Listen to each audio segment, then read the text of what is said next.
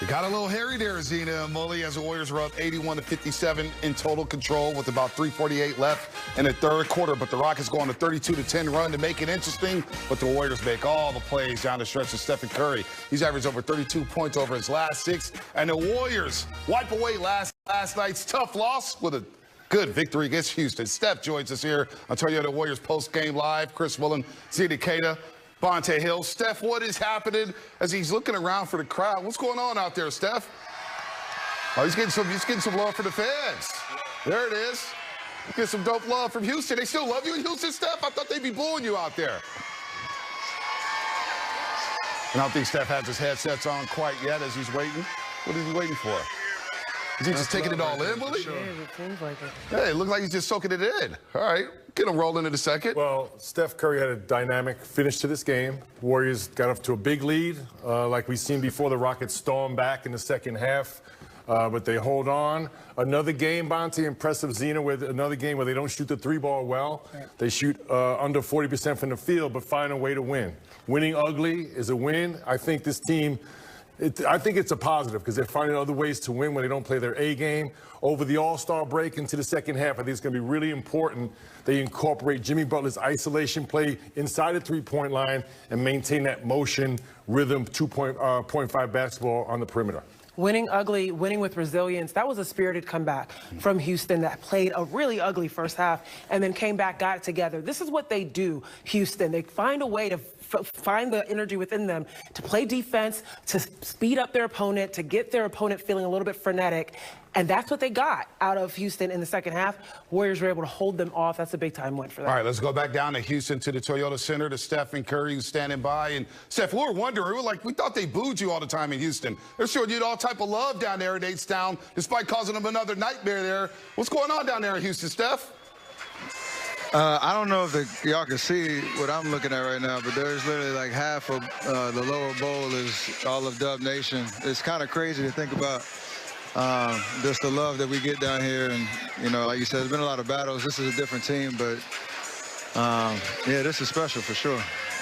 It's really cool to see you taking it all in. When you think about the fact that you, Jimmy, and Draymond logged some serious minutes against Dallas, everyone expecting you guys to sit out. What was the goal in playing tonight, and what was the message you were hoping to send? We just wanted to go into the break with a win. Like it's kind of like just a mental battle to get ready for this game. Quick turnaround, a tough game last night that we felt like we should have won. And for us to come out with a lot of focus in the first half, try to keep the game simple and play solid, not beat ourselves like we did last night. We gave ourselves a buffer. Obviously, Houston came back and played amazing and had a crazy comeback, but we played with focus down the stretch, executed on both ends. Once we started getting rebounds, we were able to close the deal. That's the way we're supposed to play. Just got to keep it consistent. Steph, 3-1 now with Jimmy Butler. A different look. All of a sudden, you guys are winning points off turnovers. You get into the free throw line and not as reliant on the three-point shot. What do you like so far with Jimmy Butler, and what do you want to see better improvement moving into the second half of the season after All-Star break? We're always just trying to continue to build chemistry, understand what he does well. You can't really rush him, and the crazy thing is he's still a little rusty. He would even tell you that he's trying to get back in game shape. He didn't play consistently early in the season, so for him to get his legs underneath him and for us to understand what he does well, he dominates the paint. He usually makes the right play. He draws a crowd, great passer. So if the game slows down, it's another option to run our offense through to try to create good shots and, you know, not be so one-dimensional like we were.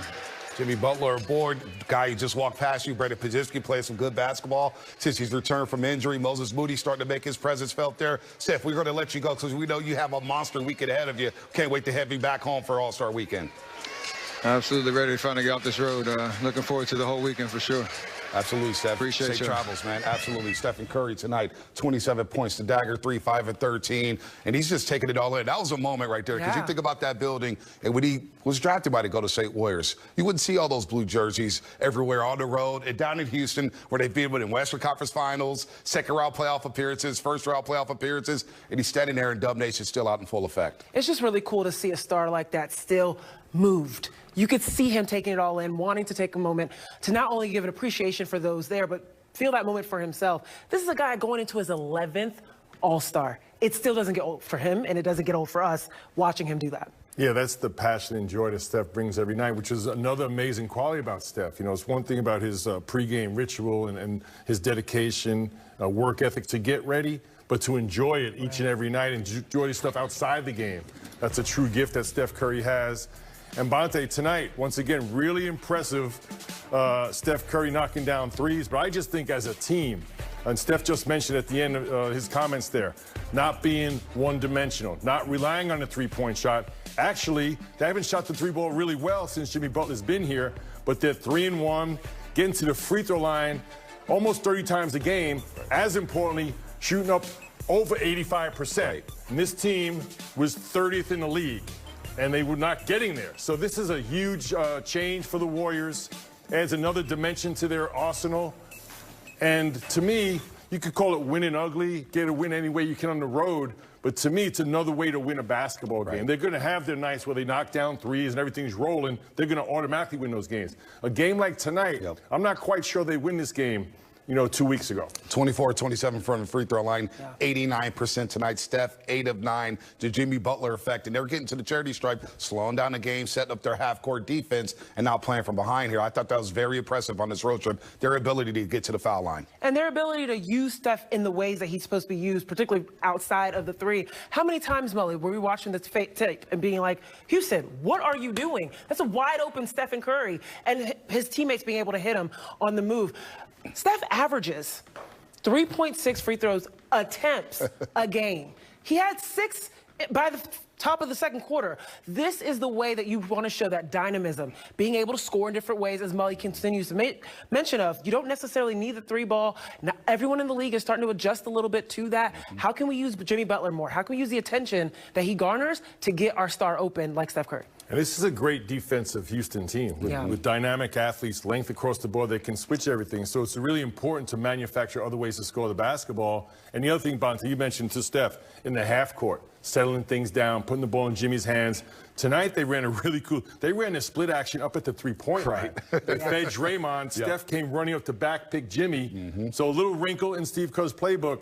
But again, in the half court, not turning the ball over. Tonight, they dominate the points off turnovers, 25-12.